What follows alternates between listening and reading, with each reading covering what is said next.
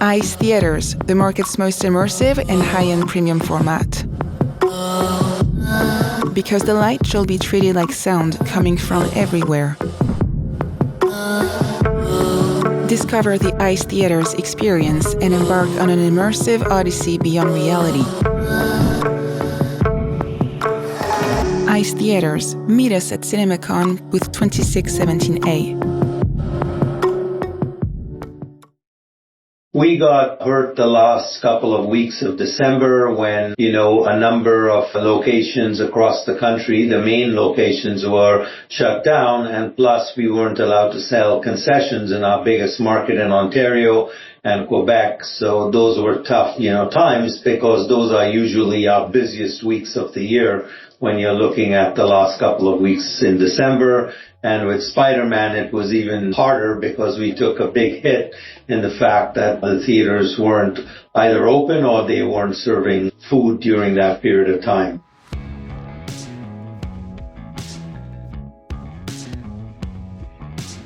This is the Box Office Podcast in our daily CinemaCon edition, brought to you by ICE Theaters. Today is Tuesday, April 26th, the second day of CinemaCon, and we are here in Las Vegas bringing you the latest.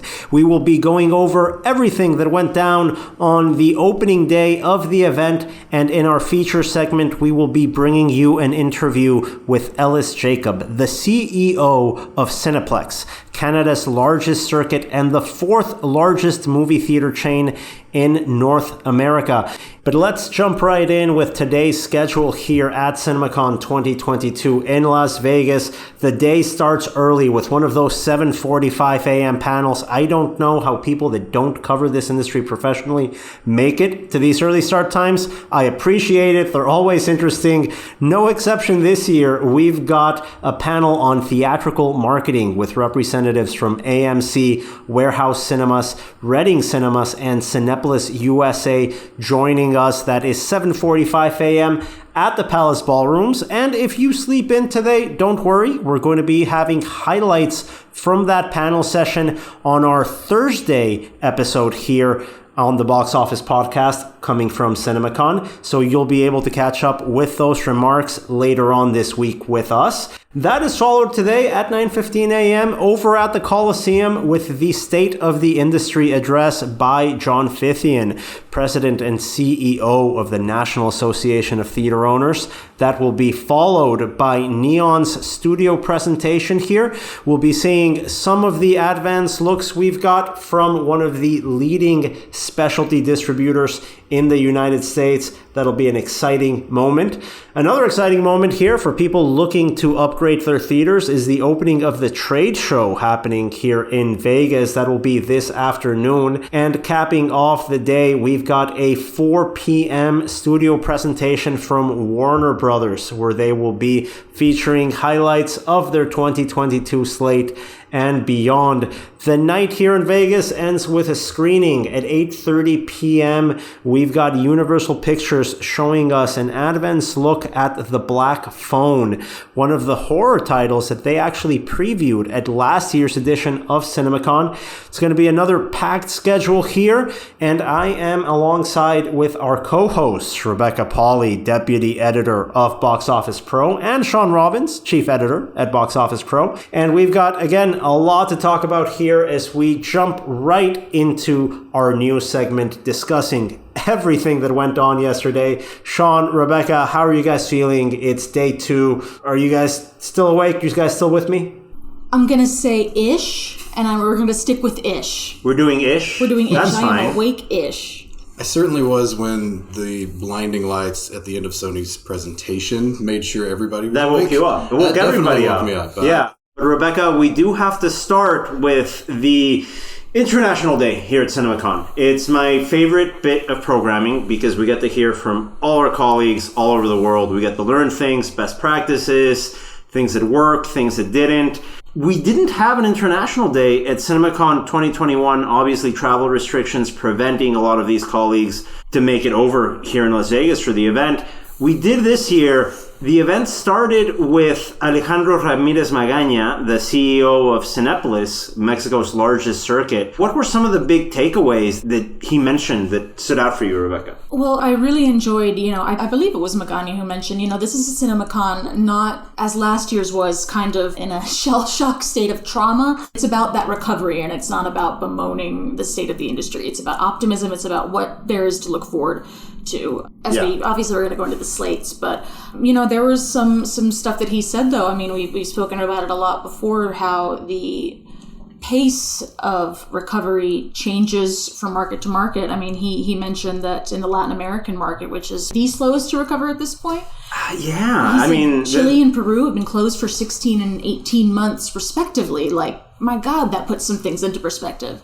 That's a huge amount of time. I mean, an unimaginable span, I think, for a lot of mature markets. It's really prevented the region from taking off. We saw that in the Motion Picture Association's theme report, how the LATAM region is really far behind in the global recovery. Some markets doing better than others. Mexico is recovering a little bit better, I think, keeping up the pace. But yeah, it's slow. What we can say, and I think we all agree on this, we know this for a fact, is that big movies are keeping theaters open. I think that's the one sigh of relief, right? That we know can still work, that we didn't know last year. When we had these conversations last August, we were wondering, can blockbusters still exist? Will we get the pre-pandemic box office figures in 2021? And we did. It seemed bizarre at that time that we had Marvel movies going day and date. My goodness. Yeah. And now I think the lessons were learned. It reminds me, I had a conversation today with Vincenzo Guzzo, the owner and CEO of Cinemas Guzzo, the third largest circuit in Canada. And he said something that I think really encapsulated how I experienced this first day. He mentioned that there are CinemaCons where you come to listen and learn best practices. And then there are CinemaCons where you show up just to say, I told you so. And I think in large part, that's what today felt like. We heard that from Tom Rothman over at the Sony presentation. And I think there's a confidence in the sector today, after we've seen blockbusters work, that we didn't have last year. Now, that doesn't mean that there's, an undue sense of confidence. I think there's a lot of big questions we have to answer. And a lot of that was explored in the International Day sessions, really. We were figuring that out, right? You can have theatrical hits. That's been proven. But the question here, I think, is encapsulated by something that Andrew Cripps said in one of those International Day panels. Andrew Cripps, heading international distribution for Warner Brothers. Rebecca, do you have that quote on hand? Yeah, he said, in a world where there are fewer movies, these movies have to work on a global basis. That ties us into what I saw as a big theme in today's International Day programming, of course, piracy. You've spoken with Charles Rivkin of the MPA. It's something that they and NATO both have a very strong, they have an eye on it, the exhibitors do. That is emerging to me as a high priority subject for this CinemaCon, both because there's the I told you so angle of, we can say now, if movies go day and date, piracy for those titles goes through the roof. And also, as recovery varies from market to market, it's going to continue to be a problem that has to be dealt with as we're recovering, thank goodness. Because it's not camcorder piracy, right? I mean, we're tracking this. Shawn, you've seen the impact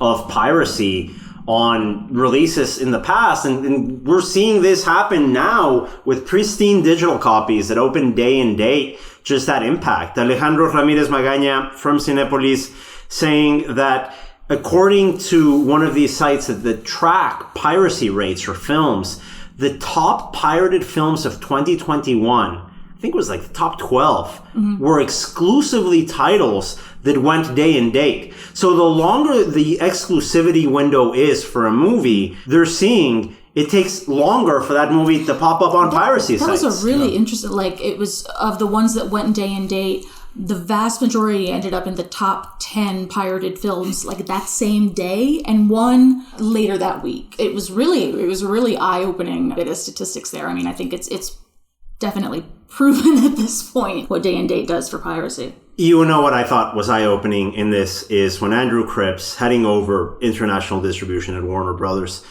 openly comments in a panel here on the decision to open Dune 5 weeks early in Europe before its day and date release in the United States. But they opened it in Europe in key markets 5 weeks before it opens day and date on HBO Max and in theaters through Warner Brothers, specifically to take advantage of not having to deal with this pristine digital HBO Max copy running around. Andrew Cribb saying, hey, that was a concern. Not only was that a concern back then, guys, when did the Batman hit HBO Max? When did that, you know, Shawn? 45 days. If it was a 45-day window for the Batman, now that it's online, something that Andrew Cribb said over in Russia, that as we know is not accepting any studio content right now. Right. So there is a strict embargo on Hollywood titles. There's an HBO Max pristine copy of Warner Brothers' The Batman floating around freely here in the bizarre. U.S. Like you said, they're screening the Batman in Russia. In Russian cinemas. I mean, it's incredible. Andrew Cribb's basically saying, hey, they've got a copy from us, and they're playing it in a market where we're not playing the film. Pristine subtitles in any language you can think of. Yeah, I think it's a big concern, and it's one of those things, again, to echo what Vincenzo Guzzo was saying when I spoke with him earlier today, it's that I told you so moment. And to be fair, I think a lot of the people that actually work in distribution get that. Do the people working above the distribution departments get that? I'm not so sure. And that's that very uncomfortable position that we're in this industry, that there are decisions being made over the heads of filmmakers, over the heads of theatrical distribution departments. And that's something that Denis Villeneuve, who phoned in from Budapest, where he's in pre-production, I believe, for Dune 2, that's something he brought up. He said that as a filmmaker, he wishes he had more contact, more direct contact with exhibitors and a say in the distribution strategy for his films. Fewer middlemen, and I feel like if you're a director who, as you should be, I think, or, should is a strong word, and my therapist tells me not to use it, but what have you. If you are interested in how your film is screened, you would, I can understand where Villeneuve was coming from, that he wants to have that input and that say. That said, obviously these studios are gigantic machines, but gigantic machines owned by phone companies. In the case of Warner Brothers, echoing what Villeneuve was saying in that he would love as a filmmaker to have a bigger say in how his titles are released, in speaking with exhibitors. Realistically, Shawn, how many filmmakers could have that pull, period? It's Nolan, it's Villeneuve, well, not really Villeneuve, because he tried to have a say. They did it anyway. Who gets to say that? It's very few. It's an elite club. Spielberg, Scorsese gets Tom Cruise is a star. Tarantino. I think Tom Cruise is a star for Paramount. But we're even at the point where guys like Tom Hanks don't have that. Clearly, he had two relatively high-profile movies go to streaming last year, and I think he's part of that generation of actors that probably won't have as much say going forward. It's going to come down to the filmmakers. Because they're no longer theatrical properties. Right. These are multimedia properties. We're no longer in the generation of the auteur, of the filmmaker, of the star director, of the star.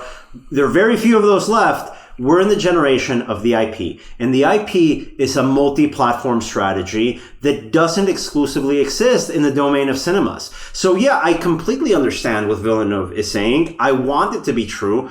But the reality of this industry, unfortunately, I hate to say it, guys, it's not anywhere near what we'd like it to be. Denis Villeneuve also had a moment that the entire audience of this panel burst into applause afterwards, where he said, "We know the windows need to go back to being longer. They need to be longer.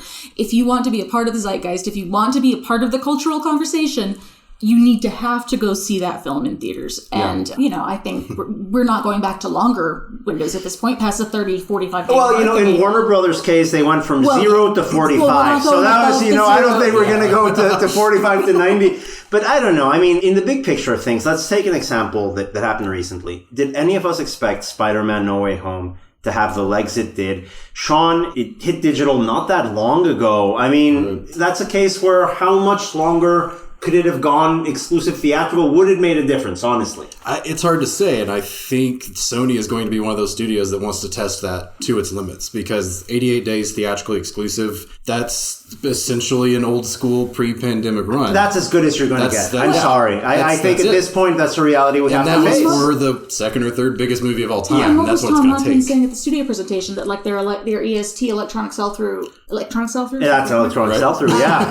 That was even, it didn't didn't hurt that component, that downstream And revenue. that just really goes to show how a successful movie snowballs success. The more popular it is over time, the more it gets people talking and interested in it months after release, whereas you're a flash in the pan if you're day and date. It's so tough, but okay, we can make the argument for Spider-Man and the Spider-Man of the world to have a 90-day window, and I'm glad. I do hope we see more of that. But when it comes to the big question I think that this industry is facing right now, which is what happens between these big tentpoles? Where's the habitual movie going? Where's it been? Is it going to come back? Are we going to see more of a presence from titles that maybe don't have people in capes flying around talking animals? We need to see those come back up. In Europe, something that the CEO of Unique, which is the European Trade Association for Movie Theaters, Laura Ulgat-Abbott, what she was saying in her presentation this morning at International Day, I think was very telling. That Europe has been able to weather this very difficult tentpole-centric box office that we're seeing post-pandemic by filling in the gaps of the Hollywood release schedule with local films. And they've seen progress over the last year, with two exceptions. And those two exceptions are markets where the local film industries couldn't keep up with the pace of production because of the disruption of the pandemic. That's Italy and that's Turkey. Two markets that Laura Ulgat singles out as the only two in Europe that were down in 2021 compared to that 2020 box office because of the lack of local titles. I would argue that the United States is having a very similar problem in that we don't have the equivalent to a local film, which is a mid-range title, which is a domestic-heavy film, say a movie about a football quarterback or, something similar to... Something that's original IP, potentially, not that necessarily. appeals to the domestic audiences. It's going to hit your 50 to 80 million. We don't have that yet. We've seen some Channing Tatum movies, Shawn, that are getting there, which is fine. Yeah. We need more of that. Right. We need more of that. That was a question that there was a panel session today, but that Blockbusters or Bust session, that panel session this morning, had some interesting insights. Rebecca, from your end, what really stood out from that panel conversation where you had Steve Nibbs, the COO of View International, you have Sarah Luthwaite from Movio, which is a data analytics firm, one of the leading data analytics firms in this industry. They're going in and they're talking about how to optimize diverse content for different demographics. What were your takeaways from that session, Rebecca? Well, and forgive me, Daniel, for jumping around the schedule here a little bit, but, it brought up to me a lot of the same issues that were brought up in a panel later on that day on e-gaming, which is basically an issue of filling screen space. You have 10 screens, you have a 16plex, 18plex, 20plex. It's inventory. Those screens are inventory. It's inventory, and you have the Batman, having a shorter window than before, leaving screens shorter, earlier than before. You have to have that diversity of content, and at the same time, Daniel, at a certain point, and I don't mean this harshly, and I'm certainly not saying that we're there at this point, but at a certain point, we're going to have to stop blaming the pandemic for we're going to have demographics, to own up. for demographics not, quote unquote, not coming back to the movies. At a certain point, it's us. Or you're not, or they're not screening content, or they're not making content that these audiences want to see. Yeah, and I think that's something that the industry is still figuring out. I think part of that challenge, and one of the things I wish that panel session would have focused a little bit more on, is engaging the moviegoer that isn't coming back. Not the frequent moviegoer, and making sure that they come back just as much. It's an opportunity to reassess the situation and say, people that we couldn't get regularly before COVID, how do we get them now? How do you get them now? And that's a great opportunity. And I think one that a lot of folks are trying to figure out. Sarah Luthwaite from Movio, actually, because I asked this question in the Q&A part of the panel. Sarah Luthwaite from Movio coming up with a really good answer, I thought. I'm going to quote her here. She said that when I asked about people over 50 and how do you get them to come back? How are you targeting them? What are you doing to ensure that your over 50 audience feels comfortable to come back and has the content to come back to? She said that someone's past frequency and past behavior is actually an indicator on their speed to return to the cinema, a better indicator on their speed to return to the cinema than their demographics. Basically, what she's saying is that the data that Movio is getting backs up the assertion that it's not demographics, It's frequent moviegoers and infrequent moviegoers. Age doesn't have as much to do with it, because the people that were always going to come back, the people that always went, are the first ones to have resumed that movie-going habit. Was it the exhibitor from View International? Steve Nibbs, yeah. Steve Nibbs. He was like, we need more family content and we need it now. Absolutely, yeah. And we saw it last weekend, Shawn, at the box office. We didn't expect the bad guys to break anywhere near the top 3. I mean, how do you assess that $24 million in light of what Steve Nibbs here from View was saying in terms of, if you give me family content, it's going to sell? Yeah, it's proven that twice now in the last month with Bad Guys and Sonic. And it speaks to the content aspect. And like you said, Rebecca, eventually we have to get to a point where we're looking past the pandemic and what's really playing into audiences coming back or not coming back. And we're going to see that in full force this summer with full slate of family movies that are coming out.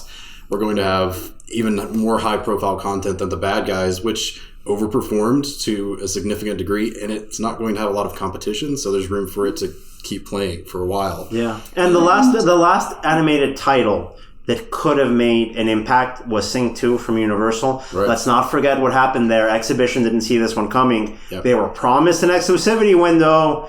Nobody gave them a heads up when Universal said, hey, listen, we're going to cut that short. Yeah. We're going to go digital on this. You never know what surprises are around the corner, but hopefully now that the COVID is less of a concern, still a concern, we won't have that being derailed. Well, Shawn, when you talk about what brings people to the movies and what fails to bring people to the movies. I mean, we've talked about 1P, the piracy, and the second one that was the big point today, premium large format. Premium large format. We talk about it all the time. Are people tired of us talking about premium large format? Well, it's an interesting subject. I mean, we're all talking about because we talk about premium large format because exhibitors ask us about premium large format. And these are the conversations, and I'm hearing it and stuff that we've spoken about before. Like, you say premium large format to someone on the street, they don't know what you're talking about. No, they can't distinguish a proprietary, format from something that's third party. But I think they can distinguish a standard auditorium from a premium auditorium. Yes, they can. And I think we're seeing that. Yeah. I mean, Shawn, you've been tracking this industry for a number of years now. How recent is this trend where you're seeing PLF just take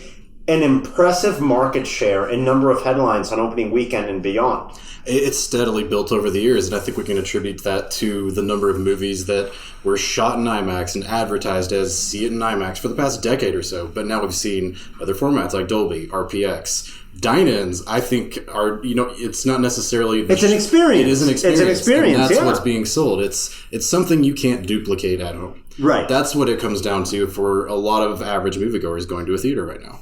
And I think since the pandemic, and we've talked about it quite a bit here, when you have your television at home, it's very comfortable, but you're going to want to have an upgrade. Even if you have a really nice TV at home, you're going to want an upgrade from that really nice TV. Right. And we're seeing audiences willingly pay extra money to see something, usually in the first 10 to 12 days of release, in a premium format. Something Andrew Cripps from Warner Brothers, something he said during his panel session, was that 38% of Dune's opening weekend, I think here in North America, was on PLF. Just step back on that for a second. This is a movie that's available at home. Over a third of people. You can watch it. You can watch it for like $8 on HBO Max. That's fine. But people willingly paid a premium to watch it in a diversity of PLF formats. And that's, I think, a lot of the momentum of why we're talking about this topic so much. And it's not just IMAX. I mean, that's obviously, like you said, I mean, IMAX is a brand. They're the pioneer. They're the pioneer. They're the brand. Right. But I mean, when you look at it, was Ice Theaters, who we've heard from earlier in this episode, or we'll hear from them later. Time has no meaning anymore. No, we heard from them last week. An ad read. We heard from we did hear from Ice Theaters last week's Thursday episode. We have them sponsoring this podcast. Yes. We thank them. They introduced the gaming panel and brought up not just Dune, but films like No Time to Die. It's a multitude of films that do really good market share, specifically in this premium format, Ice Theaters. And talking about premium formats and our friends at Ice Theaters, it's one of the big press releases we got today. In the world of like deals, of press releases that we get a lot of them. Not all of them really break through. One of them that did is Ice Theaters, that immersive premium large format coming out of France, developed by an exhibitor going out to different theaters across the world. They actually just signed a new client. They're going to be premiering their new location in Estonia. And that's a great example of an emerging market going premium and adopting this technology. So you're not only seeing it in mature markets like the US, but in the Baltic region, a new PLF player like ICE Theaters is seeing traction there. And it's something I think that's going to continue. They're not the only game in town. There are a couple of PLF concepts that are going to be vying for exhibitors' CapEx in the coming weeks. We're going to learn a lot about that this week. And even outside of PLF, Daniel, I mean, apologies for the plagiarism. I'm borrowing your phrasing. I mean, borrowing your phrasing. I'm stealing your phrasing. There's the above standard form of showing a film, but then there's also just raising the floor on the quote unquote standard movie-going experience. Really, like improving it, raising the bar. Just raising the bar, right. Just in a general sense. And I mean, I immediately go to, again, one of the news items that kind of broke through, Cineplex signing a deal with AMC to upgrade half of that circuit's theaters in North America to laser. I mean, as a movie goer, as a movie fan, I'm like, yes, bring it, laser. You know what an important part of that is, guys, is that what Cineplex as a tech provider has been able to do is not only get these big deals and having folks upgrade to their flagship laser, which is your PLF auditorium. They have a solution called Giant Screen for that, but they're also going big on just upgrading the standard auditorium with a laser projector. And you're seeing that in more and more circuits. That's what we're seeing with AMC now, committing the biggest investment they've made in technology since they went digital in the late 2000s. That's a big move, and it's happening in a way that they're prioritizing their standard auditorium. That reminds me of something that Tim Richards said. He's the CEO of View International. He said this at Cine Europe in Barcelona last year, that PLF is great. PLF plays such a big role in new releases on opening weekend, but it's not a 365-day-a-year business. Right. It's not going to sell on a Tuesday, on a Wednesday.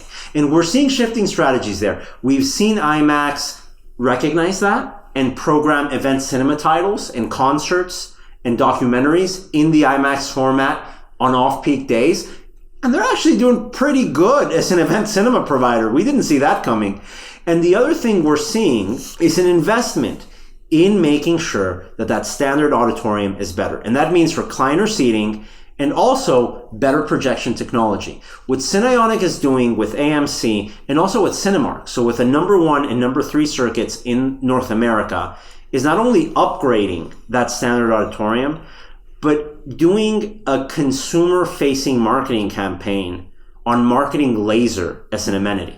Marketing projection as an amenity. I mean, we've heard it here today at CinemaCon, and we've heard it before. It's certainly true, and I don't mean to discount it, but like that cinema is the most affordable out-of-home, family entertainment. That said, I mean, if you got a family of 5, say, you're talking tickets and concessions, it's still not cheap. No, yeah. So if you want a family to commit to going out on a regular basis, and that's a key point, like regularly, and not just a special occasion, you have to justify the price point. You got to keep up. And I think it's very interesting for exhibitors like AMC that have discount days. There's a lot of exhibitors. We always talk about tickets always being more expensive, premiums. A lot of exhibitors have subscription that brings that ticket price down, or will have discount days or $5 days or 2-for-1 days, and making sure that discount experience is still premium and is still much better than what you have at home is great. I know it's a tough sell.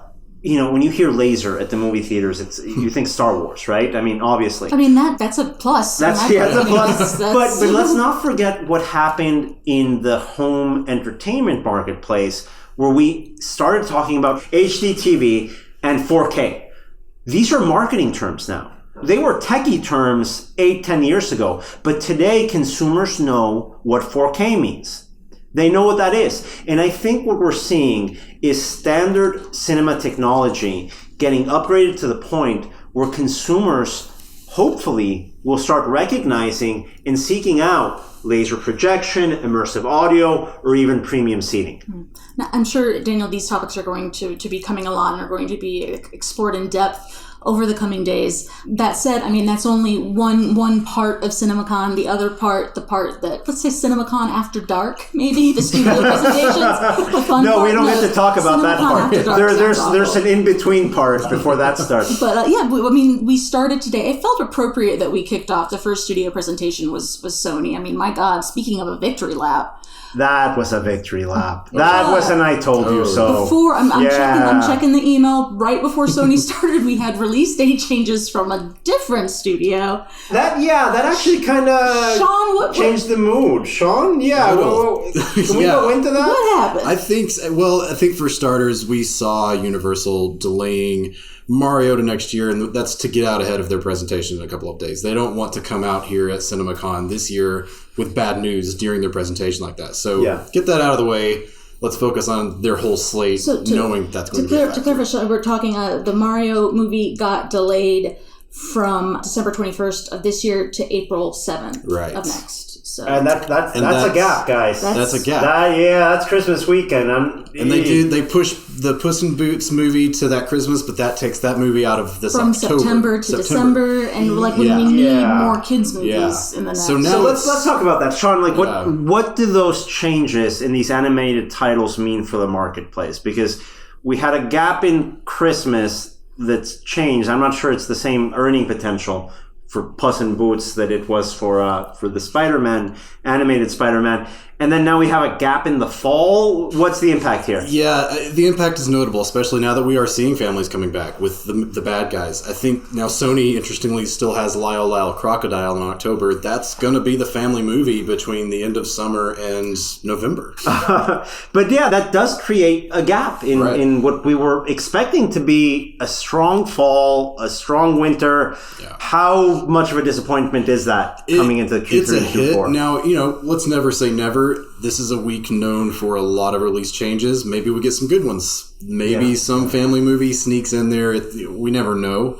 There is an opportunity to be had there, though. And, reality is studios are probably going to come out of the summer just in case, thinking, what if there's another variant during flu season? What if this is a seasonal release calendar for the next year or two? Can someone knock on wood? Stop it, man. No, we don't want that, but it's a reality where we're at. So, Shawn, what did we see from the rest of the Sony presentation? We saw a lot. We saw how much a full reel of Bullet Train, which I was really getting into it, and then they stopped it. And I'm like, as happy as I was to see the first 15 minutes of Into the Spider-Verse, I wanted to see the rest of Bullet Train. Bullet Train.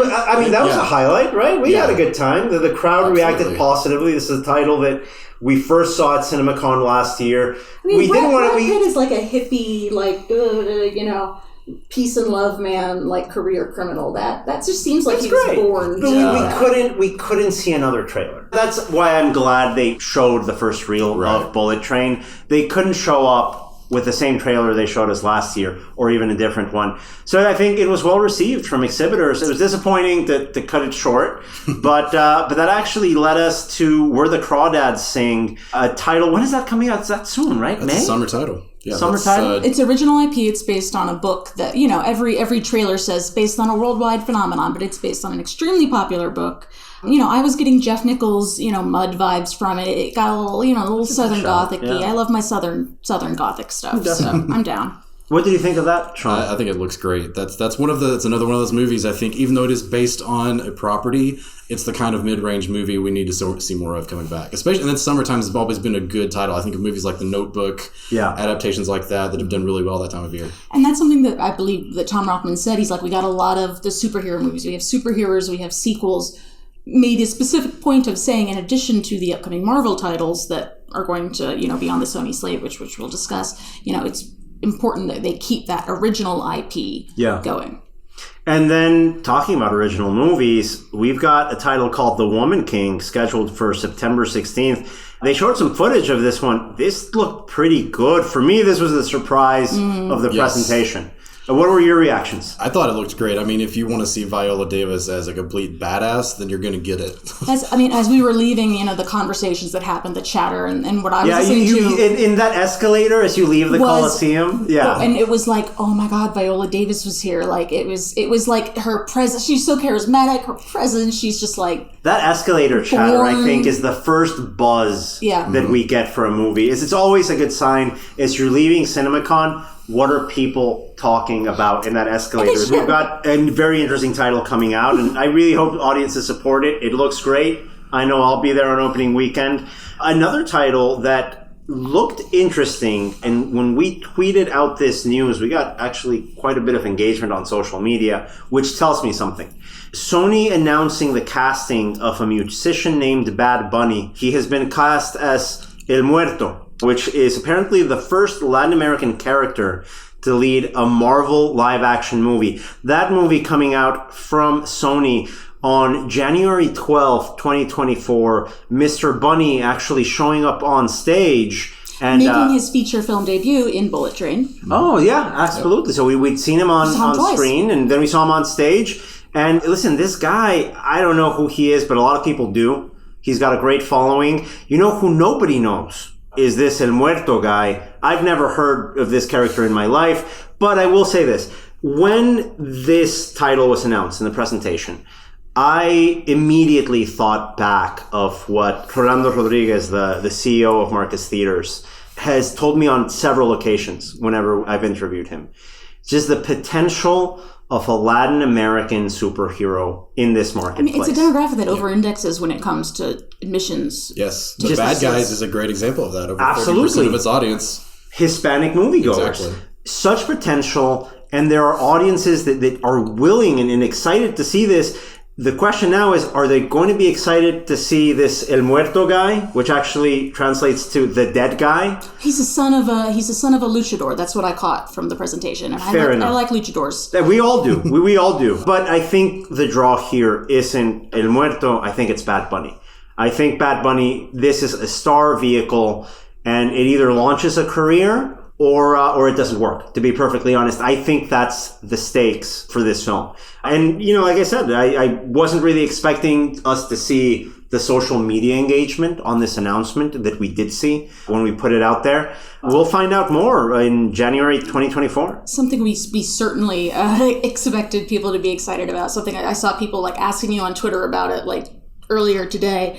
Spider-Man, I incorrectly called it Spider-Man Into the Spider-Verse. That is obviously... That's the last one. That is the last one. Get it right. It is it's an impeccable film, I'm at a loss for words. But we did have some information, not only some information, but the first 15 minutes of Across the Spider-Verse, previously titled Across the Spider-Verse Part 1. They dropped the Part 1. They're just the third one will be Beyond the Spider-Verse. I like that. That's cleaner. Yeah. I love that footage. I mean, it was nowhere close to done. For our listeners, we saw 15 minutes of the animated Spider-Man sequel from Lord and Miller, who actually showed up on stage in person. Did a whole bit. A nice bit. I like a bit. We all like bits, right? We hadn't seen that in a while. A little showmanship goes a long way. Yeah, showmanship does go a long way. So 15 minutes of this title, scheduled now for June 2nd, 2023. They titled the sequel, that's scheduled for Easter 2024. Shawn, you've now seen 15 minutes of Across the Spider-Verse. What's your reaction? I think the fact that any movie that's incomplete, especially animated, as it naturally has to be, that can get people that excited, that interested, that tells you something. Yep. And showing it to this audience in particular, this is an industry audience. They understand that this footage is not complete, but you can still, at least I personally, from that footage, there was a very clear emotional through line that is going to carry on from the first movie and probably even expand from the first movie. And I think that's going to keep fans excited. Yeah, I'm super excited. I mean, they made the point it's going to be bigger, more characters, more universes. They broke the record that they set on the most people working on an animated film ever. I mean, the first one was such a pleasant surprise. I mean, it feels foolish to predict anything that's going to happen with these second two films when we're that far out. There's 15 minutes looked amazing. My hopes are a lot high. of goodwill. I think critically, there's a lot of goodwill from audiences. A lot of us are excited. This was on my bucket list of something I'd like to see. I can check it off now. I'm happy. That's going to be a nice plus to think back on. We also saw a lot of quick hit footage in a sizzle reel. I was typing, so I don't know what happened. I probably missed like 5 title announcements. Can you guys fill me in? What looked good in that sizzle reel? So a lot of it was a summarization of footage we saw from Bullet Train and Woman King and other films coming out this year. But we did get first looks at A Man Called Otto with Tom Hanks, which looks like it could be a potential crowd pleaser, I think, around the holidays. Very funny scene that they showed with him. Very quick clips of some of the upcoming Marvel movies, Kraven the Hunter, which is out next year. Madame Web. Web. Dakota Johnson. Yeah, and the 65 sci-fi movie with Adam Driver, we saw a little bit of that. And brief confirmations of the continuation of Ghostbusters and Venom, but nothing else. Just there will be next installments. Like title cards, basically? Yeah. It didn't even include, it was just the original title card of Ghostbusters and the original title card of Venom. We're going to keep doing that. Right. Yeah. But the final thing that came up in the Sony presentation, there was, I don't know if you guys heard, there was someone in the press area who was super excited, super like, oh my gosh, and I thought it might be you. I promise you guys it wasn't me. I was very excited. But no, I was not the man in the Coliseum cheering enthusiastically at the first look of footage of the George Foreman biopic. That doesn't mean I was very excited. I wasn't very excited because I was very excited. I'm very, very happy we saw that. This is a biopic of the 2-time world heavyweight champion and famous grill salesman, Reverend George Foreman.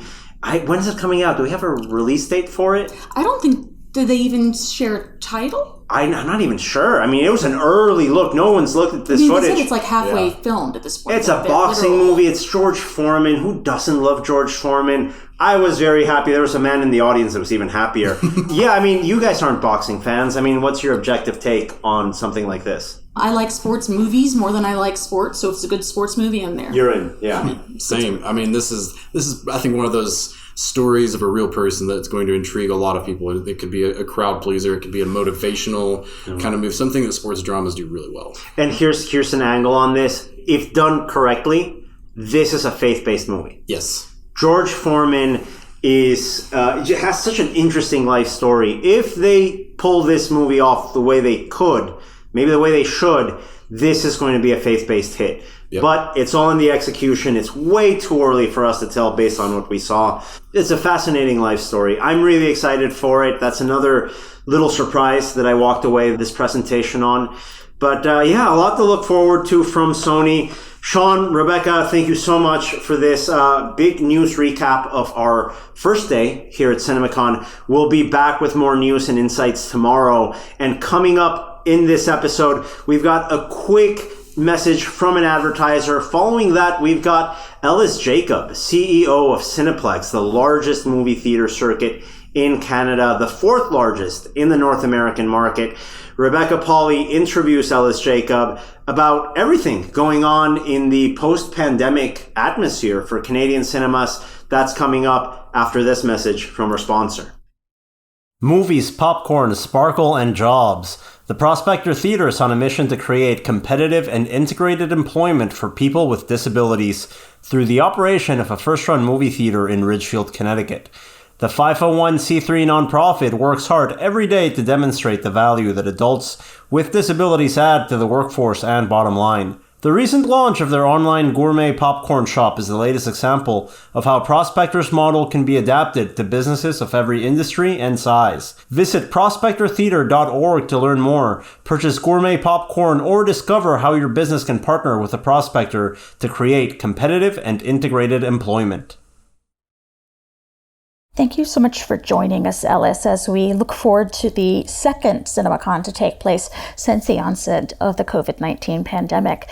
These last few years have really made it very clear how important it is for a circuit to diversify its offerings, whether that's on the program side with things like local cinema, event cinema, international cinema, on top of the traditional Hollywood tentpoles. Or that diversification can also take place on the operational side, like with dine-in and family entertainment centers. Even pre-pandemic, it seems like Cineplex particularly invested in those forms of diversification and realized their importance. Yes, we did, and I'll address your question in 2 pieces. First, actually, in the cinema itself, we have continued to evolve the experience, and we are very focused on being a leader when it comes to non-Hollywood films, if they are Canadian films or if they are films from other parts of the world. We are a very diverse community, and we have been the leader in North America in Hindi, Punjabi, Chinese, and Filipino films.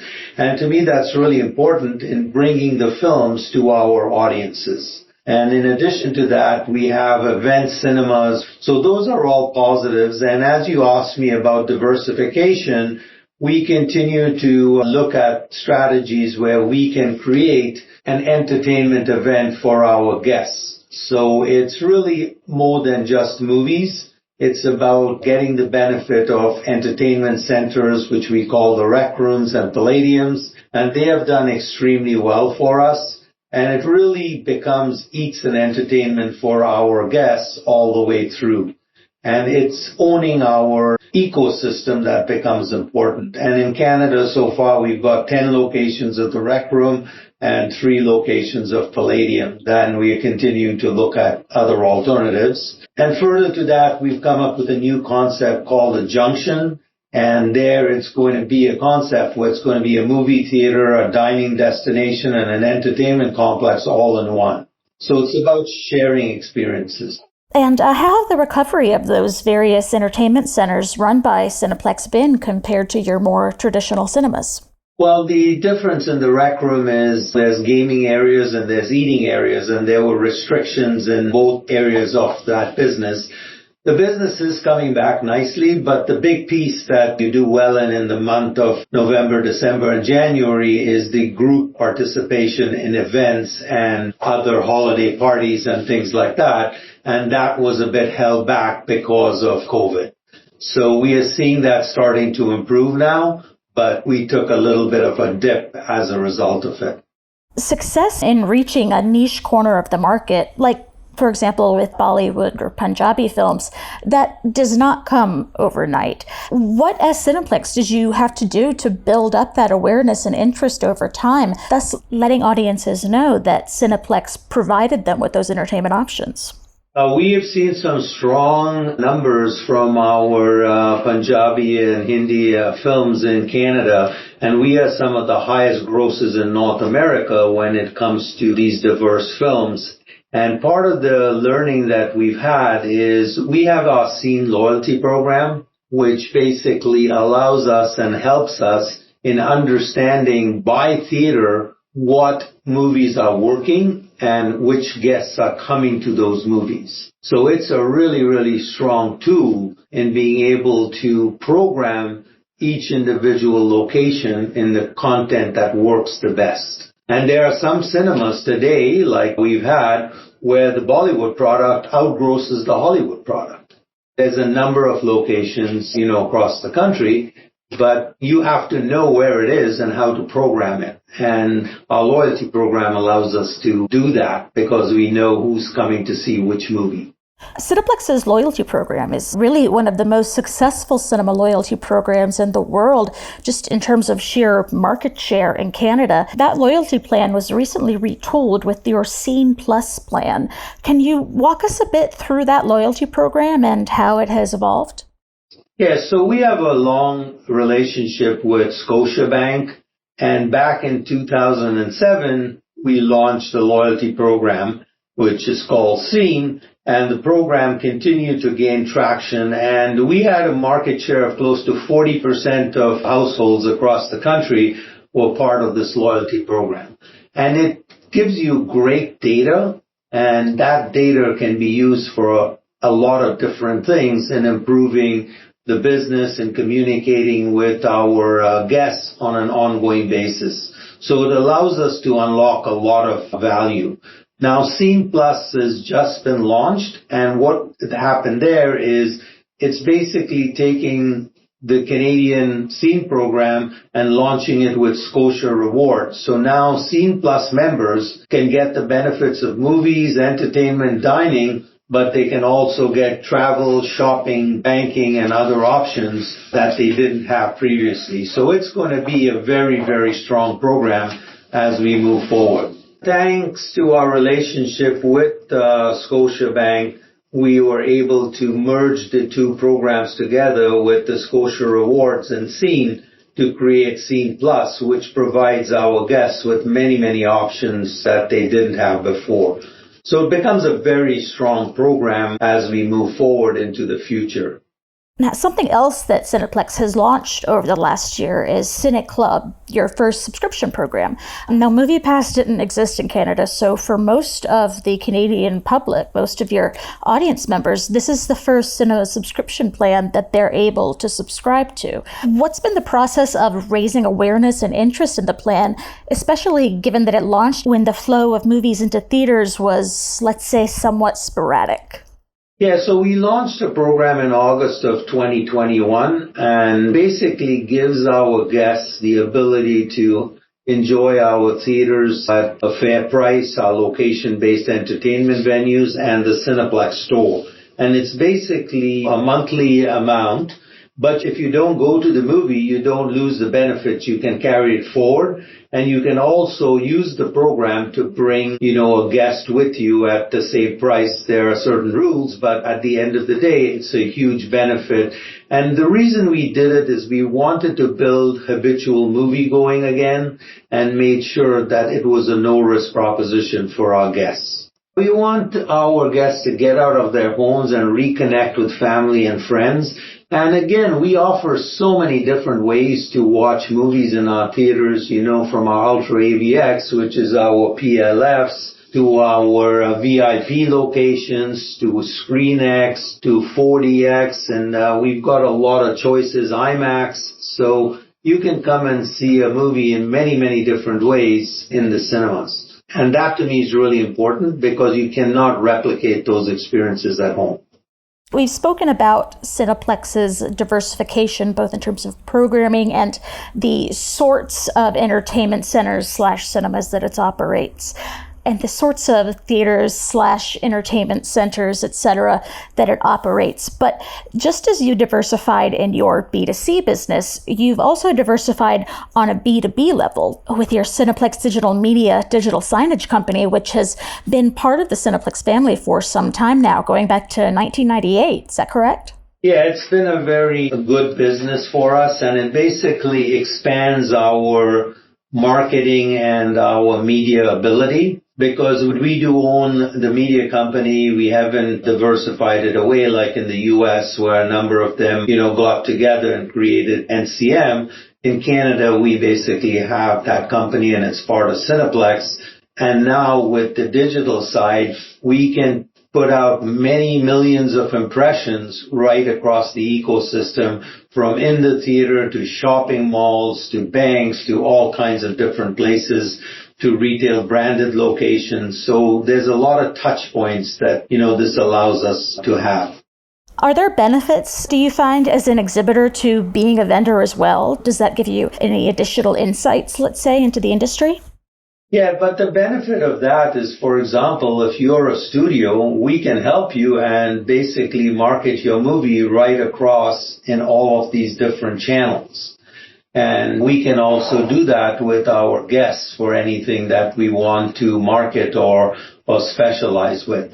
And it also allows us to communicate with, because we have this business, which is the gaming business, which is called Player One Amusement Gaming. And we supply games to not just Cineplex, but to some of our peers in the U.S. We supply to many games facilities right across North America. And to me, that business, it's all about interactivity and making the awareness levels higher so people can come and enjoy those experiences.